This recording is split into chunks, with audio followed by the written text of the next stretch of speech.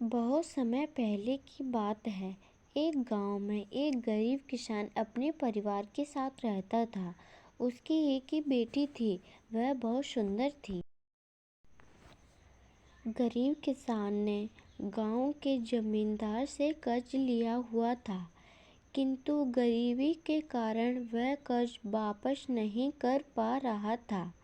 जमींदार जब भी उस पर कर्ज वापस करने का दबाव बनाता, वह कुछ समय की मोहलत मांग लेता।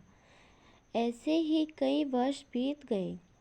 एक दिन जमींदार की दृष्टि किसान की सुंदर पुत्री पर पड़ी, जो युवा हो चुकी थी। किसान की बेटी को देख जमींदार उस पर मोहित हो गया। वह किसान के पास गया और बोला, मैं तुम्हारा पूरा कर्ज माफ कर दूंगा अगर तुम अपनी बेटी का विवाह मेरे साथ कर दो। जमींदार के विवाह प्रस्ताव से किसान और उसकी बेटी हैरान रह गए। जमींदार अधेड़ उम्र का कुरूप व्यक्ति था। किसान ने अपनी सुंदर बेटी का विवाह उससे करने से इनकार कर दिया। किसान की इनकार सुनकर जमींदार बौखला गया और तुरंत अपने कर्ज के पैसे मांगने लगा। किसान के पास पैसे नहीं थे। उसने मोहलत मांगी, लेकिन जमींदार ने मना कर दिया और उसे जेल पहुंचाने की धमकी देने लगा। अंत में दोनों का मसला गांव की पंचायत में पहुंचा। पूरा मामला सुनने के बाद पंच बोले, ये मामला कुछ उलझा हुआ है। किसान तो कई वर्षों से कर्ज चुका नहीं पा रहा और उसकी स्थिति को देखते हुए लगता नहीं कि वह कर्ज चुका पाएगा। बेटी का विवाह वह जमींदार से करना नहीं चाहता। ऐसे में बहुत सोच विचार कर हम ये फैसला किसान की बेटी की किस्मत पर छोड़ते हैं। पंच आगे बोले, यहाँ जमीन पर काले और सफ़ेद कंकड़ पड़े हुए हैं। जमींदार इन कंकड़ों में से 2 कंकड़ उठाकर 2 थैलों में रखेगा। किसान की बेटी को बिना देखे उन थैलों में से कंकड़ निकालना होगा। यदि वह काला कंकड़ निकालती है तो उसे जमींदार से शादी करनी पड़ेगी और किसान का कर्ज माफ़ कर दिया जाएगा। यदि वह सफ़ेद कंकड़ निकालती है तो उसे जमींदार से शादी नहीं करनी पड़ेगी और किसान का कर्ज भी माफ़ कर दिया जाएगा। यदि वह कंकड़ निकालने से इनकार करती है तो किसान को जेल में डाल दिया जाएगा। पंचायत का फैसला सुनकर किसान और उसकी बेटी चिंता में पड़ गए। किसान तो सिर पकड़कर बैठ गया। इधर जमींदार ने जमीन में पड़े कंकड़ उठाकर थैली में डाल लिए। जब जमींदार कंकड़ उठा रहा था तो किसान की बेटी ने देख लिया कि उसने सबकी आंखों में धूल झोंककर दोनों काले कंकड़ ही उठाए हैं। अब किसान की बेटी किसी भी थैले से कंकड़ निकालती, वह काले रंग का ही होता।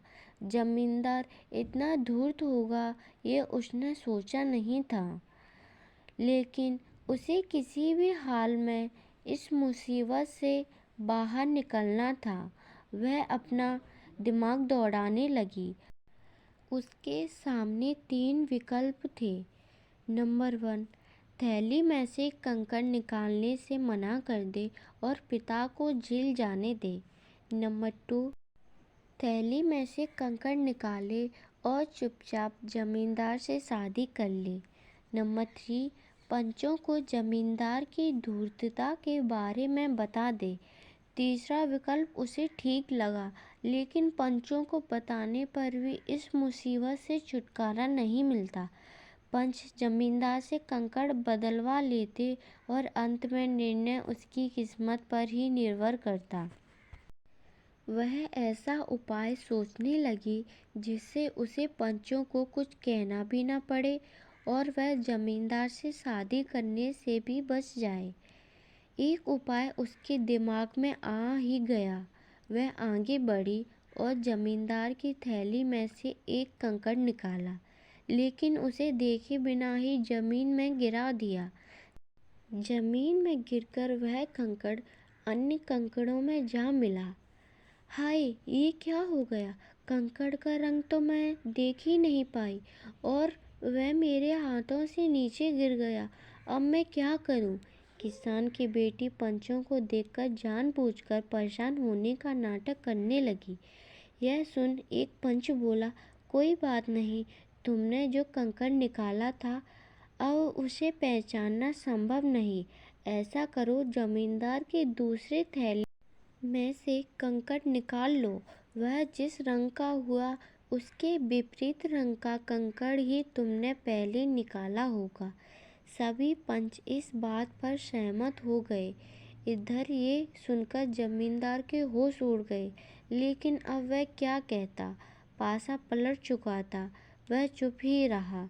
किसान की बेटी ने जब थैले में से कंकड़ निकाला तो वह काले रंग का था। सबने मान लिया कि पहले उसने सफ़ेद कंकड़ निकाला था।